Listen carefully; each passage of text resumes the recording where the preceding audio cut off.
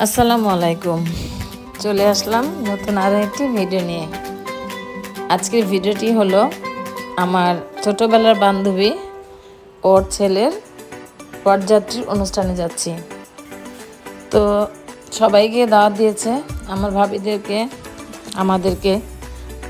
ছোটো ভাবির অপারেশন হওয়ার কারণে ছোটো ভাবিকে বাসায় রেখে আমরা সবাই চলে যাচ্ছি।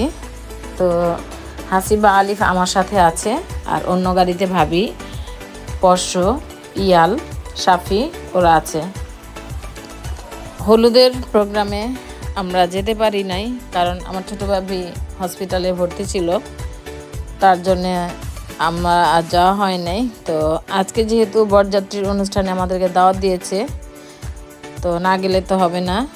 তো আমার বান্ধবীকে বললাম যে এরকম প্রবলেম, তো ও বললো যে প্রবলেম থাকুক, তারপরে তোরা আয়।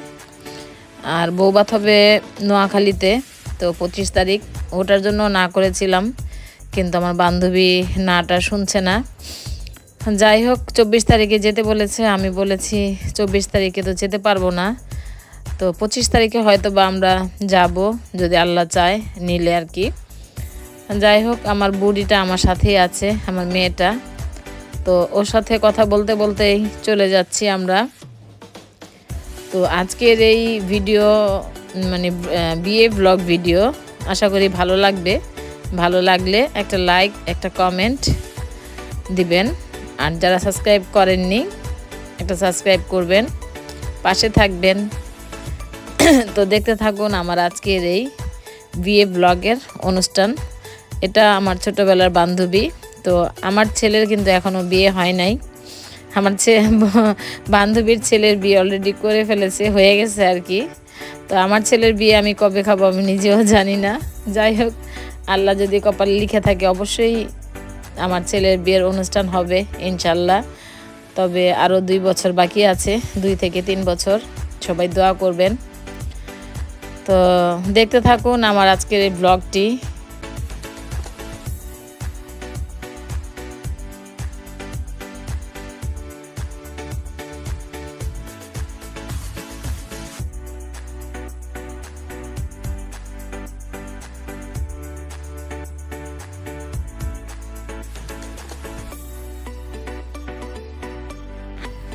কথা বলতে বলতে চলে আসলাম মিরপুর 10-এ, মধুমতি কনভেনশন হল।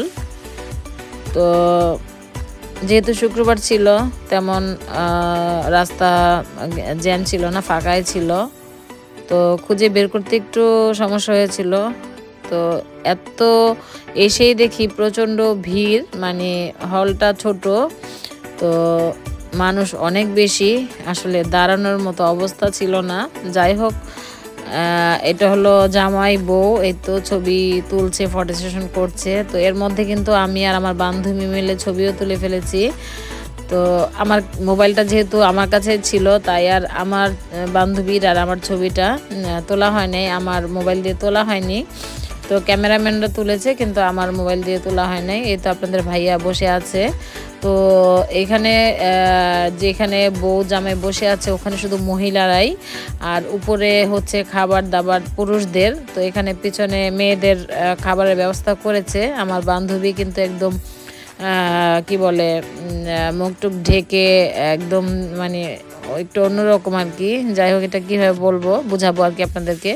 তো ওরা একটু পর্দা বেশি, যেমন ছেলেরা আলাদা খাওয়ার দাওয়ার ব্যবস্থা করেছে, মহিলারা আলাদা খাবারের ব্যবস্থা করেছে।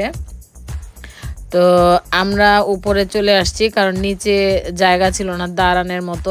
মেয়েদের মধ্যে আমি আর আমার ভাবি, আর সবই আমার ঘরের ছেলেরা, তাই আমরা উপরে চলে আসছি। তো দেখতে পাচ্ছেন এখানে সব পুরুষ, মহিলা খুব কমই আছে, হাতে গোনা হয়তো বা 2-1 জন।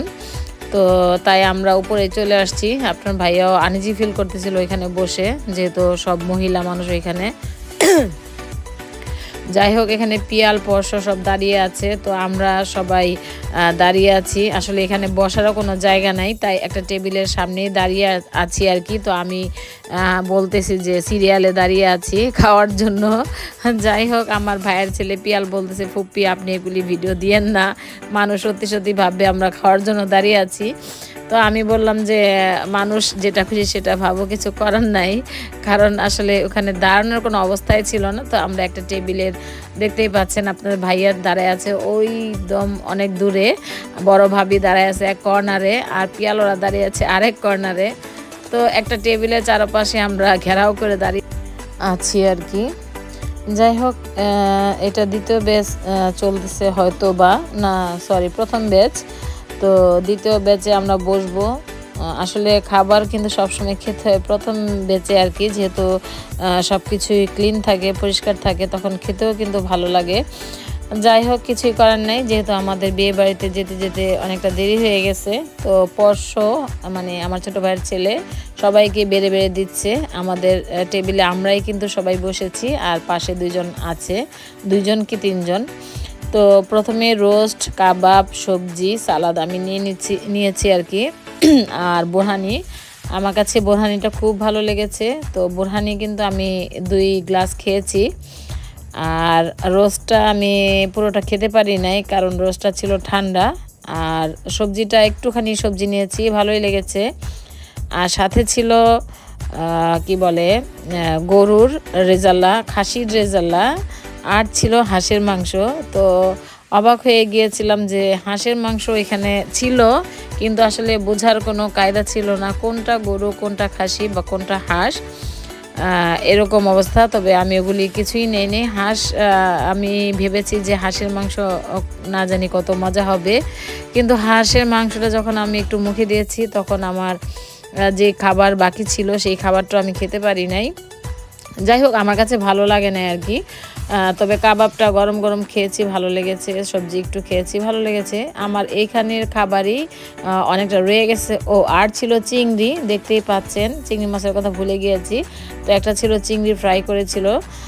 তো সবাই কিন্তু আর ছিল কিন্তু জর্দাটা আমার কাছে বেশ ভালো লেগেছে। আসলে খাবার কোনটা ভালো কোনটা খারাপ সেটা বলতে হয়, তো খাবার কিন্তু খারাপ কোনটা বলতে হয় না, বলা ঠিক না। কিন্তু আমার কাছে ভালো লেগেছে যেগুলি সেগুলি বললাম।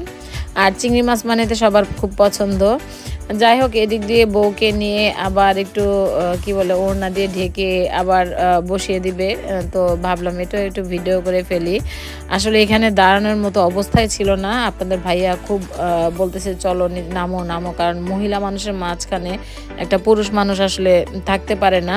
আর পুরুষদের এখানে কোনো বসার কোনো ব্যবস্থা ছিল না, এমন অবস্থা আর কি, গাদাগাদি। যাই হোক, কী করবো, যেহেতু আমার ছোটোবেলার বান্ধবী, আসলে ও আমাকে ছাড়তে ছিল না, বললো আর একটু থাক আর একটু থাক।